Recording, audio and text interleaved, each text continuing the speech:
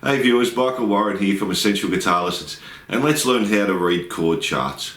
So this lesson is for beginners, and we'll look at all you need to know about reading them.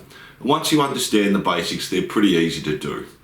If you like this lesson, please like and subscribe. New lessons uploaded weekly for all levels of playing, and check out my channel Essential Guitar Lessons, heaps of lessons and songs there, and I'll put a link in the description for you. So let's get into it. First, we must know there's not just one way of writing them, but the concept is always the same, and we'll look at the most common ways of doing them. So first we have the 6 lines, and they represent the 6 strings of the guitar. If they're written vertically, the thick string, or our top string, is going to be on the left hand side, and moving across we have the E, A, D, G, B and E. So our E on the left, our A, D, G, B and E, and our bottom E on the guitar is the E on the right hand side, or the far right hand side's E. Now they can also be written horizontally, which means the thick string this time, so our top string again, our E string of the guitar, is the bottom line of our chord chart, and moving up we have E, A, D, G, B and E. So it's like our guitar upside down, E, A, D, G, B and E there. Now some will have the string sizes on them and some just have lines, so you can look at the thickness of the strings there as well. Now some will have names of the notes on the strings as well, and some won't. So some may have the E, A, D, G, B, E written there. Now they will all show the nut of the guitar, so that's the very end of our guitar, with one thick line, or there may be 2 thin lines there. Now when the lines are vertical, the nut will be on the top. If the lines are horizontal, the nut will be on the left hand side, and that's just indicating the end of the neck of the guitar where that nut is. So this gives us an idea of where we are on the fretboard and what way we need to read them. Next we have the fret lines, and that just tells us what fret to use. So you can see we have the 1st, 2nd, 3rd, 4th fret. Most of them won't go higher than 4 or 5, or some even have 3. So the diagram you're looking at is just the neck of the guitar, the strings, the frets and the nut. The next thing we have are the dots, and they tell us where to put our fingers.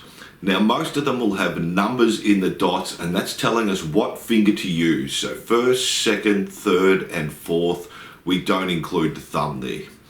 Now there is no rules as to what finger to use, so some chord charts won't have the numbers at all, but most will.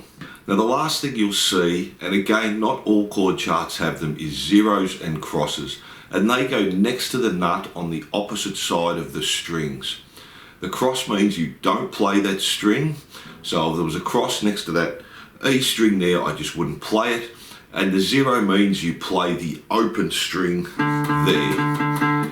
And I should also mention, whenever there's a dot on a string, we're definitely playing that string. So let's have a look at a few and go through them, and I'll do one each way for you.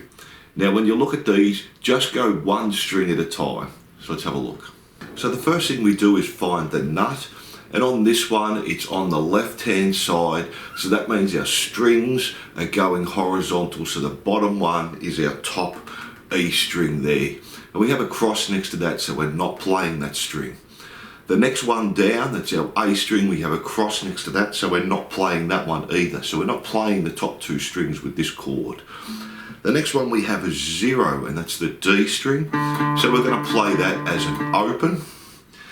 Now you can see we have a dot there, and it's on the 2nd fret on the G string, and it's telling 1, so we're using our 1st finger there. Then we go to the next string, and if we go across, it's on the 3rd fret, and it's telling us 3. So we're going to put our 3rd finger there. So we have 1 and 3 so far. And then on the bottom string, you can see the dot is on the 2nd fret, and it's saying use your 2nd finger. So we have a standard D chord, and when we play that, because we've got those X's, we don't play the E and the A string, we just play straight down from the D string there, and we just play them all together as a chord. So that's our D chord there. Let's have a look at another one. Now again, find the nut. This time it's on the top. So our lines are vertical there. So the far left is our top E string there. And if we go down, we can see the first one's on the 3rd fret and it's got a 2 in it. So we're using our 2nd finger on the 3rd fret. If we go across, we have the 2nd fret, and this time we're using our 1st finger. Then we have the O, so that one's going to be open, so we're playing that D string. Go across again, we've got another O, so we're playing that as an open. Then we have our dot again, this time on the 3rd fret on the B string, and it says 3rd finger, so 3. Put our 3rd finger there, and the bottom one, or the far right, we're going to have our little finger, the 4th finger there, and that's just our standard G chord, and we play all the strings there, because we've got the open there, and they've got zeros, and we play them all there. So it is a little confusing when you first start, but once you've looked at them for a while, it's pretty easy. Now, one last thing before we finish. Not all chords are played at the end of the neck here. So if the chord is up the neck, we just write what fret the chord is on. And also, if you see the same number on 2 or more strings, it means we're barring those strings with 1 finger. So if we were to look at our F chord, and it'd have the 1 on the 1st fret E and 1st fret on the B, so I'm using my 1st finger to cover both strings there. So let's do one up the neck so you can see how that looks as well.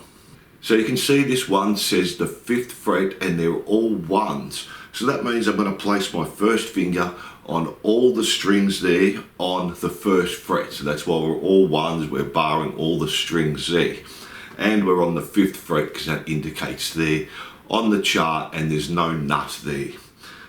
Then if we go up a string, you can see I've got my 3rd finger there, and we can just use the spaces to identify. 5th fret, you can see I've got a space there on the chart, and then I'm on the next fret there with my 3rd finger.